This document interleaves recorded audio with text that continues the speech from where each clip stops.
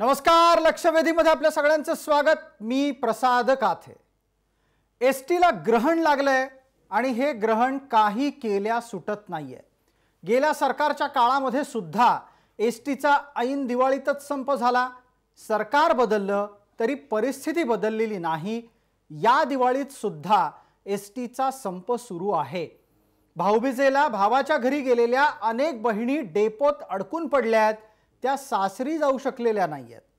अशाच प्रकारच्या अनंत तक्रारी जितक्या ग्राहकांच्या आहेत त्यापेक्षा जास्त मोठा अडचणींचा डोंगर, तक्रारींची लांबच लांब यादी ही एसटीच्या कर्मचाऱ्यांची आहे।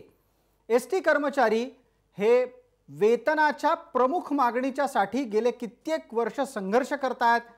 वेतन वेळेवर न मिळणं, पुरेसं न मिळणं आणि मिळाल्याच्या नंतर त्यात फार दिवस भागवता न येणं अशा तक्रारी आहेतच। कोरोना काळामध्ये एसटीलाही मोठ्या प्रमाणात नुकसान सोसावं लागलं।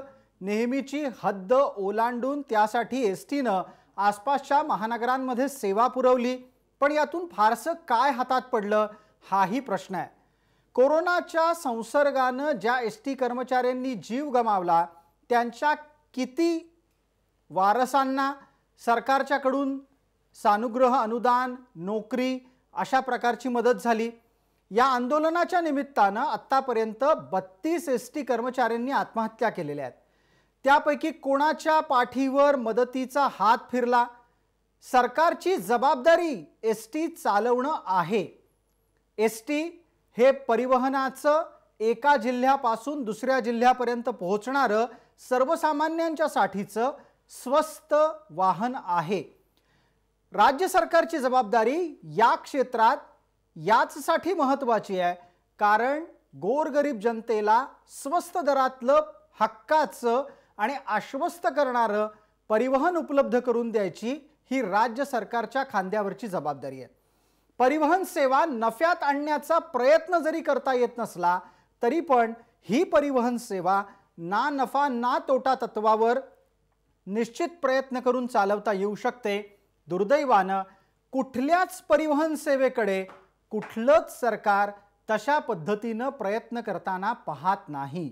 जे एसटीचं रडगाणं आहे तेच रडगाणं मुंबईत बेस्टचं आहे, पुण्यात PMLTचं आहे आणि ठिकठिकाणच्या महानगरपालिकांच्या परिवहन सेवेचं आहे।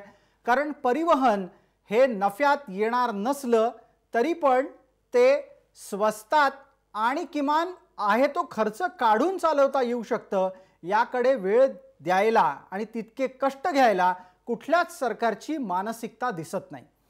आत्ताच्या घडीला तर मात्र सगळ्या परिस्थितीवर कडी झाली आहे। राज्य सरकारच्याकडे स्वतःची जबाबदारी म्हणून जे काही करायचं आहे त्याचं धाडस सुद्धा दिसत नाहीये। मवियानं आपली सगळी जबाबदारी उचलली आहे आणि दिली आहे न्यायालयाच्या खांद्यावर टाकून। न्यायालय जे काही करेल तेच आता अंतिम असं म्हणून त्यांनी प्रश्न आणखीन चिघळवलाय। हा प्रश्न चर्चेनं अधिक सहजरित्या सोडवता आला असता। सानुग्रह अनुदान किंवा विविध प्रकारची आर्थिक तरतूद करून या दिवाळीत एसटी कर्मचाऱ्यांना मदत देता आली असती, पण हे काहीही करायच्या ऐवजी मवियाच्या परिवहन मंत्र्यांनी एका कोरड्या आश्वासनाशिवाय दुसरं काही केलं नाही आणि परिणामस्वरूप एसटीच्या आंदोलनकर्त्यांमध्ये फूट पडली। एका बाजूला सरकार धार्जिणे आंदोलन करते आहेत, दुसऱ्या बाजूला मुद्द्यासाठी प्रामाणिक असलेले आंदोलन करते आहेत। या सगळ्यात एसटीचं ग्रहण काही सुटताना दिसत नाहीये। आजच्या लक्षवेधीचा विषयही तोच, एसटीचं ग्रहण खरंच कोणाला सोडवायचंय का?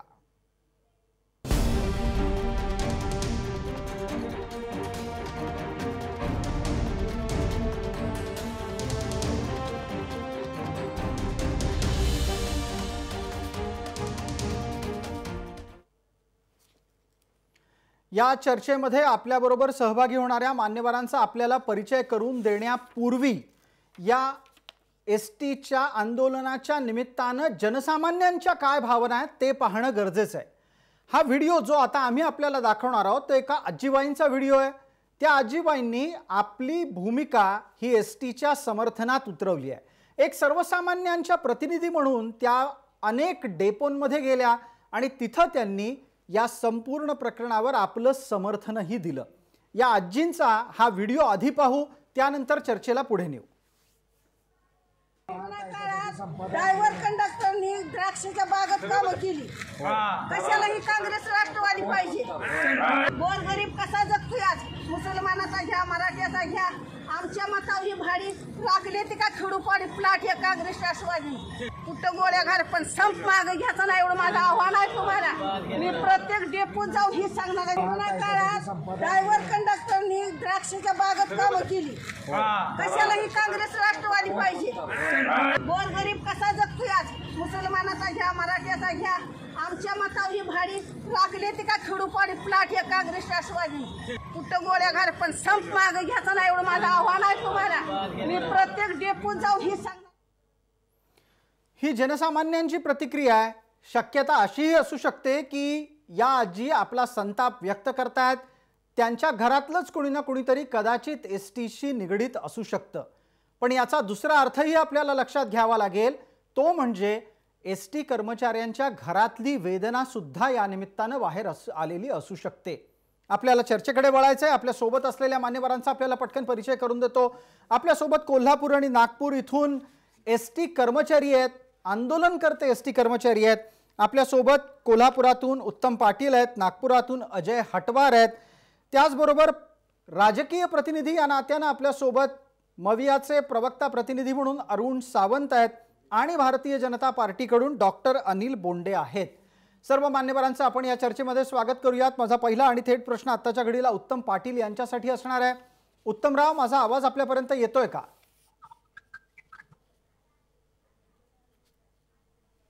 काही तांत्रिक कारणांमुळे उत्तमरावांपर्यंत आवाज पोहोचायला वेळ लागतो असं दिसतंय। अजय हटवार, माझा आवाज येतोय आपल्याला? जी अजय हटवार, आपला आवाज बारीक येतोय, आपण थोडंसं खणखणीत आवाजामध्ये सांगायचंय। आजच्या घडीला न्यायालयामध्ये हा प्रश्न नेऊन हा प्रश्न चिघळवण्याची गरज होती का? याच्याऐवजी हा प्रश्न प्रत्यक्ष आंदोलनकर्त्यांशी चर्चा करून सोडवता आला नसता का? अजयजी, आपलं उत्तर? बरोबर आहे, आपण जे म्हणता त्यामध्ये काही जुमत नाही आहे। जर संघटनेला म्हणा, जे कोणी गेले, ज्यांनी कोणी हा संप पुकारला किंवा इतर महाराष्ट्रातल्या सर्व संघटना, ज्या काही 28 संघटना आहे आणि कृती समितीमध्ये आमच्या 17 संघटना आहेत, त्यांना बोलवून हा प्रश्न चर्चेनं सोडवता आला असता। आणि चर्चा म्हणजे काय, मागणी फक्त एकच आहे की एसटी महामंडळाला राज्य शासनात विलीनीकरण करा, हा एकच प्रश्न आहे। त्याशिवाय दुसरी चर्चा होऊच शकत नाही। तेव्हा ह्या चर्चेवर चर्चा करून हा प्रश्न सोडवता आला असता। आपण असं सांगता आहात की राज्य सरकारच्या सेवेमध्ये एसटीचं विलीनीकरण झालं पाहिजे। अरुण सावंत, ही एक प्रमुख मागणी आता उरली आहे। याआधी वेतनाच्या संदर्भातल्या ज्या मागण्या होत्या त्याबद्दलची कोरडी आश्वासनं आपण पाहिली। न्यायालयात हा प्रश्न जाण्याच्या आधी कर्मचाऱ्यांनी पण आपली भूमिका समजून घेतली आणि आपला आंदोलनाचा भाग हा केवळ एका मुद्द्यापुरता आणून संरक्षित केला, मर्यादित केला। आत्ताच्या घडीला अरुण सावंत, तुमच्याकडून पुन्हा एकदा समिती गठीत करायचं आश्वासन दिलं जात आहे की राज्य सरकारच्या सेवेत महामंडळाच्या कर्मचाऱ्यांना घेता येईल का हे समिती ठरवणार। आता मला सांगा, हा विषय जर लवकरात लवकर मार्गी काढायचा असेल, लावायचा असेल, तर या समितीच्या घोळात एसटीच्या कर्मचाऱ्यांना का अडकवायचं? हे पहा, राजकारणाचा जर भाग बाजूला ठेवला तर सर्व काही करता येईल। महाविकास आघाडी सरकार जे काही आहे ते सर्वतोपरी एसटी कामगारांच्या हितासाठी काय करता येईल याच्याकरता दररोज बैठका घेऊन काही ना काही त्याच्यावरती उपाय शोधत आहे। मागच्या वेळेस जर आपण सरकार पाहिलं, भारतीय जनता पार्टीचं सरकार या राज्यामध्ये होतं, त्यावेळेस सुद्धा एसटी कामगारांचा संप झाला होता आणि त्यावेळेस जेव्हा एसटी कामगारांनी विलीनीकरण आमचं राज्य सरकारमध्ये व्हावं याच्याकरता मागणी केलेली होती, त्यावेळेस यांचे जे प्रदेशचे अध्यक्ष आहेत चंद्रकांत पाटील दादा, हे काय म्हणाले होते की संप अगोदर मागे घ्या नाही तर तुम्हाला फटके देऊ. आपल्याला हे वाक्य जर आठवत असेल तर या भारतीय जनता पार्टीच्या नेत्यांचा दुटप्पीपणा तुम्हाला ध्यानात येईल. आज ते काय करत आहेत, 250 एकूण जे काही आपले डेपो आहेत त्याच्यामधल्या काही डेपोंमध्ये भारतीय जनता पार्टीचेच आमदार आणि नेते मुद्दामून स्वतः जाऊन तिथे टाळं ठोकत आहेत आणि ऐन दिवाळीच्या काळात आज जनतेला जे काही भोगावं लागत आहे त्याच्याकरता कारणीभूत पूर्णपणे हे भारतीय जनता पार्टीचे नेते मंडळी हे काम करत आहेत. आणि ठीक आहे सावंत साहेब, आपला मुद्दा पोहोचला. एक छोटी विनंती आपल्याला करतो, आपल्याकडे कदाचित स्पीकर सुरू आहे त्यामुळे तुमचाच आवाज फिरून परत येतोय. कृपया आपण बोलत असाल तेव्हा आपल्याकडचा स्पीकर बंद करावा. मुद्दा आपला लक्षात आलाय. अनिल बोंडेंना त्याचं उत्तर द्यायचं आहे. अनिल बोंडे साहेब, आपण या सगळ्या प्रकरणावर उत्तर देण्यापूर्वी एक संदर्भ चर्चेमध्ये जोडतो. तो असा आहे की राष्ट्रवादी काँग्रेसचे अध्यक्ष शरद पवार यांनी एसटीच्या आंदोलनकर्त्यांना विनंती केली की हे आंदोलन मागे घ्यावं आणि त्याचबरोबर त्यांनी हे सुद्धा सांगितलं की प्राप्त स्थितीमध्ये विरोधक हे आंदोलन भडकवत आहेत. वस्तुस्थिती काय आहे? बोंडे साहेब, आपला माईक अनम्यूट करा फक्त. खरं म्हणजे आंदोलन भडकवण्याची कोणतीही आवश्यकता वाटत नाही, कारण एसटीचे कामगार सुज्ञ आहे आणि आज कोरोनाच्या काळामध्ये एवढं त्यांनी परिश्रम केल्यानंतर मृत्यू झाल्यानंतर 50 लाखाची मदत सुद्धा त्यांच्यापर्यंत पोहोचली नाही. आणि आता त्यांच्या काही नेत्यांनी मांडवली करून जेव्हा हा संप मिटेल असं करण्याचा जो प्रयत्न केला त्यानंतर सगळे एसटीचे कर्मचारी स्वतः जमा झाले. त्यांनी स्वतःच्या संघटनाचं नेतृत्व झुगारून लावलं. इंटक सारखी संघटना असेल किंवा कामगार सेना असेल जी शिवसेनेची आहे त्यांचं नेतृत्व झुगारून लावलं. आज कोणाचे नेतृत्व नाही, आज सर्व कर्मचारी जमा झाले आणि ते म्हणतात की कर्मचारी एसटीच्या माध्यमातून आम्ही विलिनीकरणाची मागणी ठेवतोय. मागच्या वेळेला विलिनीकरणाच्या मागणीला खो घालणारी शिवसेना होती. शिवसेनेचे परिवहन मंत्री रावते होते आणि त्यांना जास्त शिवशाही घेण्यामध्ये इंटरेस्ट होता.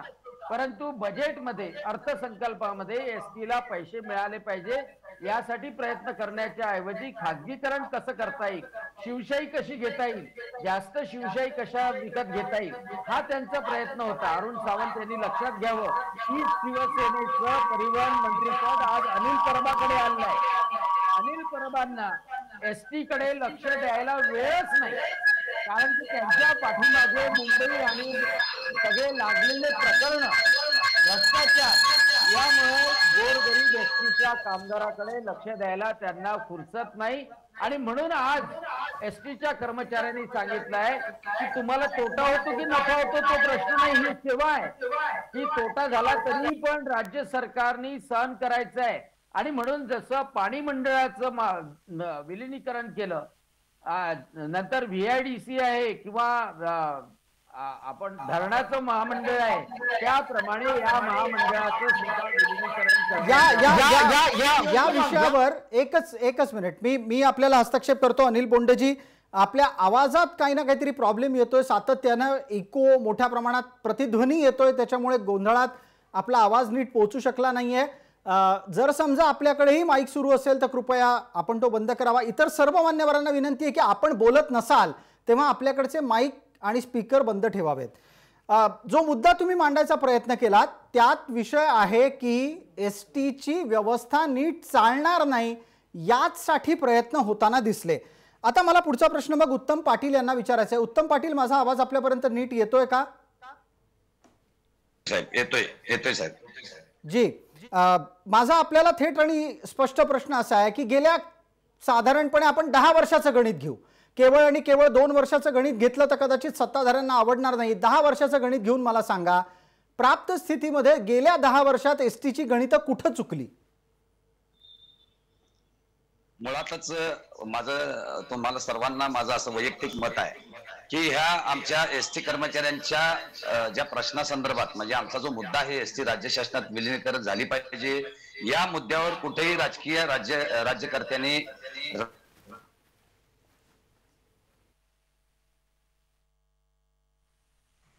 एसटी कर्मचारी प्रश्नाच्या संदर्भामध्ये मग प्रमुख जी उत्तम पाटील, आपण बोलत राहा. हॅलो हॅलो हॅलो हॅलो आवाज येतोय, माझा आवाज आपल्याला येतोय का?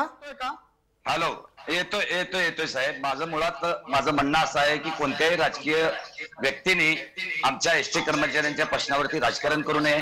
एकंदरीत एसटीची 10 वर्षातली परिस्थिती बघितली तर आम्ही ना सत्तेतल्याला नावं ठेवणार ना विरोधी पक्षाला. कारण सत्तेतले विरोधी पक्षात होते त्यावेळी आमची बाजू मांडत होते आणि आता विरोधी पक्षातले सत्तेत होते त्यावेळी आमच्या बाजूने नव्हते. मला सांगा, मुळात आमचं मत आहे की लाखो प्रवाशांना खेडोपाड्यापर्यंत सेवा देणारी ही एसटी महामंडळ, 1 लाख कुटुंबाचा उदरनिर्वाह ज्या महामंडळावर चालतो त्या सर्वांना जर न्याय द्यायचा झाला तर ही एसटी राज्य शासनात विलीनीकरण झाली पाहिजे. यासाठी गेले 12 दिवस माझे कर्मचारी महाराष्ट्रभर रस्त्यावरती आहेत. या जनभावना माणसाच्या कुठेतरी विचारात शासनाने घेतल्या पाहिजेत. कोर्टाने सुद्धा आमच्या भावनांचा आदर केला पाहिजे. आज एवढ्या तुटपुंज्या पगारामध्ये, आज कोरोना मधला साहेब जर काळ घेतला तर कोरोनामध्ये महाराष्ट्र बंद असताना एसटी कर्मचाऱ्यांचं योगदान नाकारता येण्यासारखं नाही. महाराष्ट्र चालू असल्याची जाणीव एसटी कर्मचाऱ्यांनी करून दिली. त्यामध्ये 300 कर्मचारी माझे मयत झालेले आहेत. 36 लोकांनी आमच्या आत्महत्या केलेल्या आहेत. मग अजून किती आत्महत्यांची हे शासन वाट पाहणार आहे? किती दिवस हा विलिनीकरणाच्या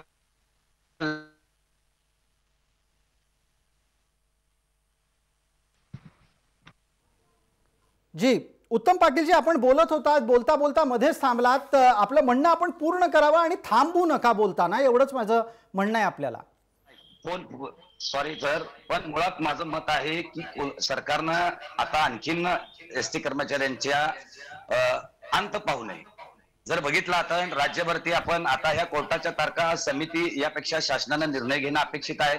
देशामधले 6 राज्य परिवहन महामंडळ जर विलिनीकरण झाले असतील तर महाराष्ट्र राज्यातलं, आशिया खंडातलं सर्वात मोठं महामंडळ का विलिनीकरण होत नाही? का या एसटी लाखो मराठी कर्मचारी, माझं म्हणणं आहे की मराठी बांधव, आज एकीकडे आपण मराठी माणूस म्हणून सत्तेत बसलोय तर का मराठी लोकांना न्याय देत नाही? ही माझी प्रमुख भूमिका आहे. गेल्या 10 वर्षामधला एसटीचा आलेख जर काढला तर साहेब आज परिस्थिती उत्पन्न वाढीपेक्षा आज मग अवैध प्रवासी वाहतूक असेल, मग या शासनाचं धोरण असेल, हे सर्व या एसटीच्या आर्थिक व्यवस्थेला जबाबदार आहे. मी याच्यात हस्तक्षेप करतो. आपल्याला पटकन डॉक्टर बोंडे यांना बोलतं करायचं आहे. डॉक्टर बोंडे साहेब, या सगळ्या चर्चेच्या दरम्यान आपल्यापर्यंत ही माहिती पोहोचली असेल की सरकार एक समिती स्थापन करणार आहे. ती समिती असं ठरवणार आहे की प्राप्त स्थितीमध्ये विलिनीकरण करता येतं का नाही. आता मला सांगा, विलिनीकरणाची मागणी काही नवीन नाही, ही मागणी गेल्या अनेक वर्षांपासूनची आहे. आत्ताच्या स्थितीला विलिनीकरण करता येतं का नाही याच्यासाठी समिती स्थापन करून आंदोलनकर्त्यांना चर्चेच्या घोळात अडकवण्याचा प्रयत्न आहे, असं आमचं ठाम निरीक्षण आहे. आपली प्रतिक्रिया? गेल्या 14-15 दिवसापासून एसटीचे कर्मचारी आंदोलन करत आहेत. तर मग तेव्हापासून समिती का स्थापन केली नाही? मग पाडव्याच्या दिवशी शरदचंद्रजी पवार म्हणाले की 27% फक्त एसटी कर्मचारी आंदोलनाच्या मार्गाने गेलेले आहेत आणि बाकीचे सगळे कर्मचारी कामावर रुजू आहेत. मग आज 100% कर्मचारी जर एसटीच्या कामावर रुजू नाहीत, मग शरद पवार साहेबांनी ताबडतोब निर्णय का घेऊ नये? आणि सर्वात महत्वाची गोष्ट की देशामधल्या 6 राज्यामध्ये विलिनीकरण झालेलं आहे. गुजरातमध्ये सुद्धा बजेटमध्ये बजेटरी प्रोव्हिजन केले जाते. एसटी महामंडळाला भीक नाही मागावी लागत. अहो, सेवा आहे लोकांना द्यायची, यामध्ये तुम्हाला नफाच मिळाला पाहिजे असं नाहीये. आरोग्य सेवा जशी देतात, आरोग्य सेवेच्या माध्यमातून प्रायव्हेट दवाखाने नफा कमावतात, पण तुमचे काय पीएससी नफा कमावते? तुमचं सब सेंटर नफा कमावतं? मग एसटी पासूनच नफा कसा कमावला जाणार? जर का आपल्याला वृद्धाला फुकट जर एसटीची सेवा द्यायची आहे, विद्यार्थ्यांना पासेस द्यायचे आहे, लहान खेड्यापर्यंत परिवहन पोहोचवायचं आहे, मग त्यामधून नफा देईल असं कंडक्टर आणि ड्रायव्हरवर कसं का बंधन तुम्ही घालू शकता? आणि त्यामुळं विलिनीकरणाची मागणी अतिशय योग्य आहे. मागच्या वेळेलाही आम्ही ते मत मांडलं होतं. मागच्या वेळेलाही रावते साहेबांनी त्यावर दुसरा पर्याय म्हणून शिवशाही आणली होती. शिवसेनेचा सातत्यानं विरोध होता आणि मागच्या वेळेला सुद्धा एसटी कामगार सेना यापासून दूर झाली आणि म्हणून कोणताही विलंब न लावता आता यांनी अतिशय चांगलं सांगितलं की 36 कर्मचाऱ्यांनी आत्महत्या केल्या. माझी विनंती आहे की कृपा करून आत्महत्या करू नका. आमच्या शेतकऱ्यांवर ती पाळी आली, पण तुम्ही शेतकऱ्याची मुलं आहात, शेतमजुराची मुलं आहात, आत्महत्या करू नका. आणि म्हणून आत्महत्येची वाट पाहू देऊ नये. हायकोर्टाने इंटरव्ह्यू करावं आणि एक पर्टिक्युलर वेळ जरी दिली. विलिनीकरण यांना मान्य आहे एवढं जरी सरकारने म्हटलं आणि विलिनीकरणाची प्रोसेस सुरू केली, बाकीच्या राज्यांनी जशी आहे तरी यावर तोडगा चांगल्या तऱ्हेने निघू शकतो. प्रोसेस सुरू करा, समिती नका नेमू, प्रोसेस सुरू करा, अशी माझी मागणी आहे. ठीक आहे अनिल बोंडेजी, आपण असं सांगता आहात की प्रोसेस सुरू करा. कर्मचाऱ्यांना हा सगळा विषय कितपत पटतोय हेही विचारणं गरजेचं आहे. उत्तम पाटील आणि अजय हटवार आपल्या सोबत आहेत. अजयजी, आपण सांगा, ही समिती स्थापन करून कुणाचं भलं होणार आहे का, की तुम्हाला चर्चेत अडकवलं जात आहे हे तुमच्या लक्षात येत आहे, पण आता यापेक्षा पलीकडे कर्मचाऱ्यांच्याही हातात काही उरत नाहीये असा आपल्याला पर्याय दिसतोय?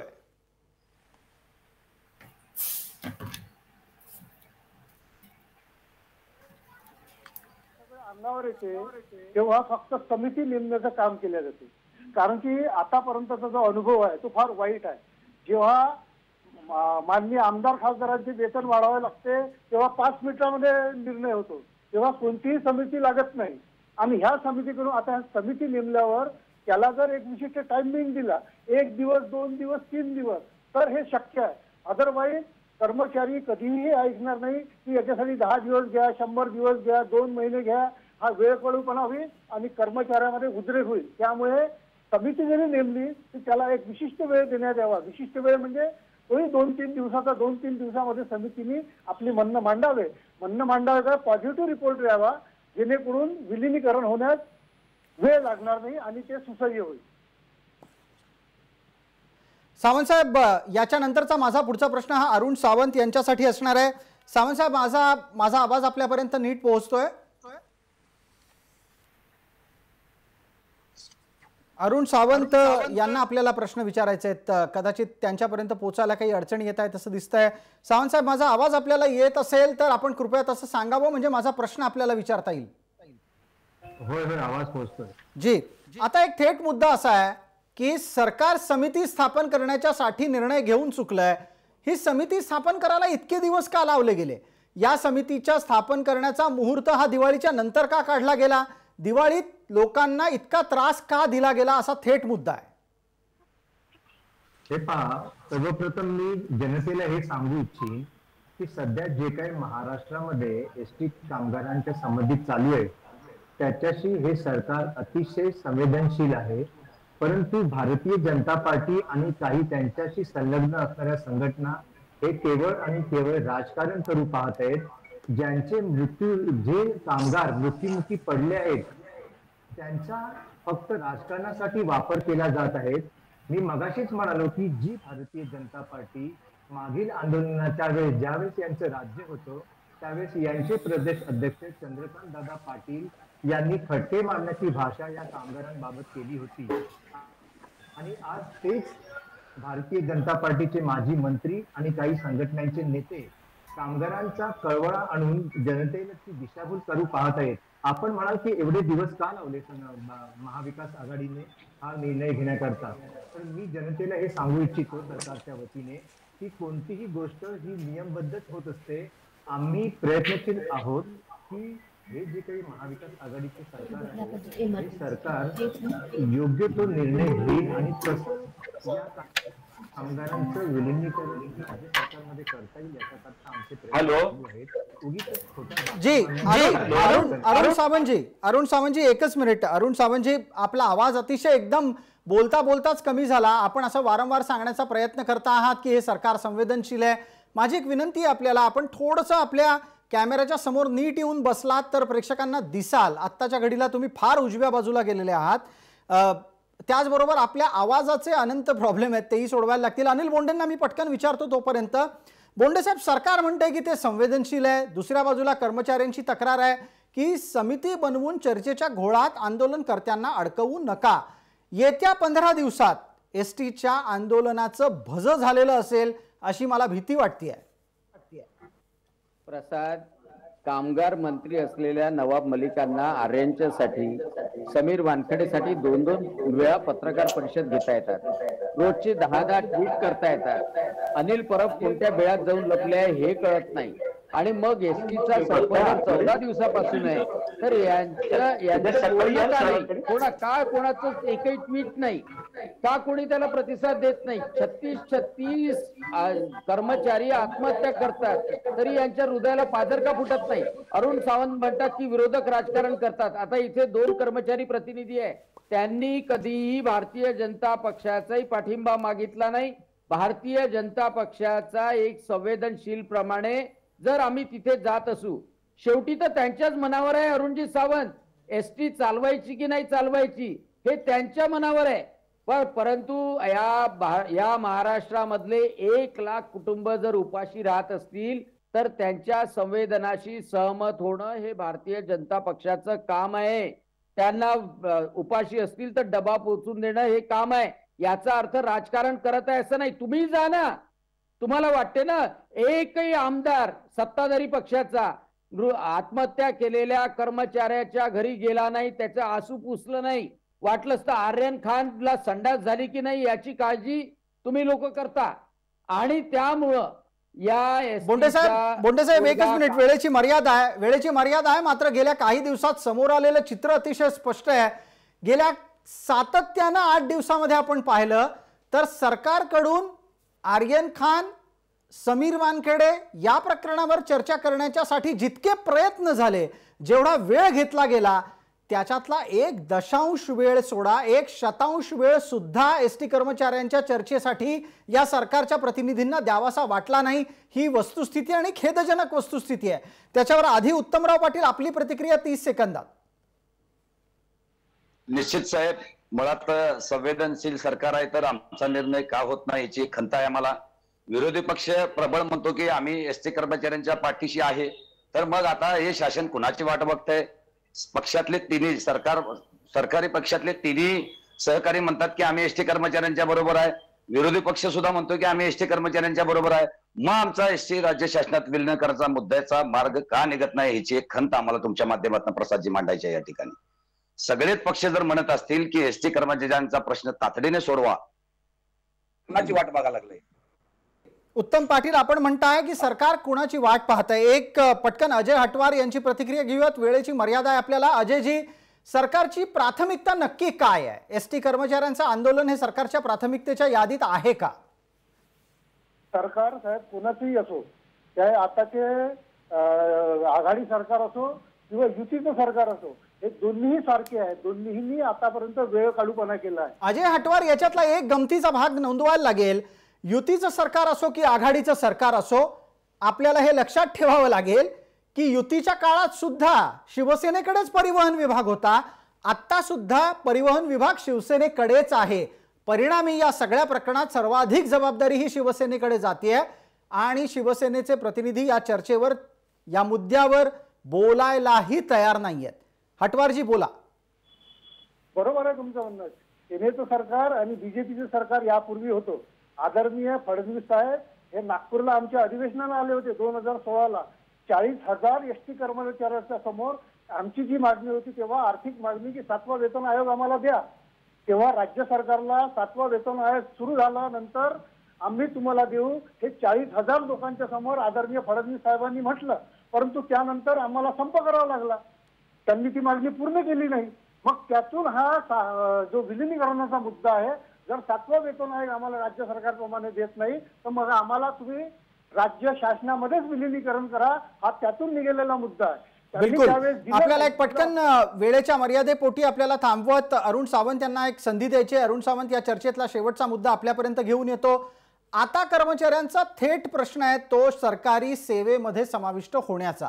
याच्यासाठी तुमच्याकडून कालमर्यादा घालून उत्तर दिलं जाणार आहे का समितीच्या घोळात कर्मचारी अडकले जाणार आहेत? आपला आवाज आपण सुरू करावा आणि मग आपलं म्हणणं मांडावं. अरुण सावंतजी, माईक सुरू करावा. हे पहा, मी सरकारचा प्रतिनिधी नाहीये, मी काँग्रेस पक्षाचा प्रवक्ता म्हणून या इथे आलो. आपल्या सर्वांना मी एक गोष्ट मात्र नक्कीच सांगेन की हे सरकार संवेदनशील आहे, म्हणूनच या सरकारने यावेळेस सरकारी कर्मचाऱ्यांप्रमाणे 28% डीए जो आहे तो डिक्लेअर केला. पूर्वी डीए किती मिळायचा? फक्त 12% मिळायचा. घर भाडे हे 21% पूर्वी होतं, ते या सरकारने 24% डिक्लेअर केलं. आणि आपण जर म्हणाल की हे जे काही सरकार आहे हे सरकार विलिनीकरणाच्या प्रश्नावरती अजून गप्प का आहे, तर विलिनीकरणाचा प्रश्न सुद्धा अभ्यासला जात आहे आणि त्याच्याकरता समिती गठीत केलेली आहे. समितीचा निर्णय जसा येईल तसं विलिनीकरणाचा प्रश्न सुद्धा मार्गी लागेल. मी सर्व प्रतिनिधींना पक्षाच्या सुद्धा आणि या कामगार संघटनांना सुद्धा हे सांगू इच्छिन की जी भारतीय जनता पार्टी आता इथे येऊन खोटा आव घेते, याच भारतीय जनता पार्टीच्या नेत्यांनी म्हणजे चंद्रकांत पाटलांनी तुमच्या पेकटात लाता घालू संप नाही बंद केले हे सांगितलं होतं. त्याच्यावर उत्तर मात्र कोणी इथे देत नाहीये. त्याला सगळेजण मुख घेऊन गप्प बसले. ठीक आहे, आपण हा मुद्दा काढला. चर्चेच्या खरं तर शेवटच्या टप्प्यात आहेत, मात्र याच्यावर नैसर्गिकरित्या प्रतिक्रिया घेणं अत्यंत गरजेचं आहे. एक पटकन उत्तर डॉक्टर बोंडे आपल्याकडून, चंद्रकांत दादा पाटील यांनी मांडलेली भूमिका आणि आता भारतीय जनता पार्टीची भूमिका. मला हे कळत नाही की आज जर सत्तेमध्ये महाविकास आघाडी सरकार आहे, आजचा संप आहे, चंद्रकांत दादा पाटलांनी कोणतं वक्तव्य दिलं होतं हे तर अजूनही मला माहित नाही. परंतु तुम्ही काय उत्तर देता मला सांगा. ऐका ना, अरुणजी सावंत, परंतु अरे ऐका ना, ज्या ज्या तुमच्या विरोधात गोष्टी असतात त्या तुम्ही विसरता अगदी बरोबर. एक मिनिट सावंत साहेब आपल्याला वेळेची मर्यादा आहे. पटकन बोंडे साहेबांचं उत्तर संपवायचं आहे. 30 सेकंद आहेत आपल्याकडे. जसा चंद्रकांत दादानी म्हटलं नव्हतं, हे दिवाकर रावतेनी म्हटलं होतं, जे त्यामुळे आणि ते म्हटलं असेल तरी ते योग्य नाही. आणि त्यामुळं आता मात्र एक गोष्ट अरुण सावंत, की तुम्ही किती दिवस पर्यंत समितीने अडकवणार आहात, प्रवाशांचे हाल करणार आहात, हाल करणार आहात आणि कर्मचाऱ्यांची आत्महत्या वाढवणार आहात का? भारतीय जनता पार्टी आम्हाला विचारण्याचा हक्क नाही, कामगारांना विचारण्याचा हक्क आहे ना. ते कामगार विचारतात आहे तुम्हाला, ते कामगार विचारतात आहे की किती लोकांची आत्महत्या होणार. कामगारांच्या आडून तुम्ही राजकारण खेळत आहात. कामगार मंत्री दुसरं काही बोलत नाही. शरद पवार म्हणतात की फक्त 27% नाराज आहेत, बाकीचे सगळे खुश आहेत. मग आता तुमच्याकडे ते डिपार्टमेंट नाही, तुम्ही फक्त प्रवक्ते म्हणून आल्या. बोलवा ना अनिल परबांना. ठीक आहे, अनिल परबांना बोलू द्या ना. डॉक्टर बोंडे, आपण याच्यावर अनिल परबांनाही बोलवून चर्चा करू. आताच्या घडीला मात्र सरकार समितीपर्यंत पोहोचलेलं दिसतंय. समिती विलिनीकरणापर्यंत कधी पोहोचणार ते पाहणं गरजेचं आहे. लक्षवेधीला वेळेची मर्यादा आहे. आपण सर्व मान्यवर या चर्चेत सहभागी झालात त्याबद्दल आपले मनपूर्वक आभार. सर्व प्रेक्षकांना जय महाराष्ट्र.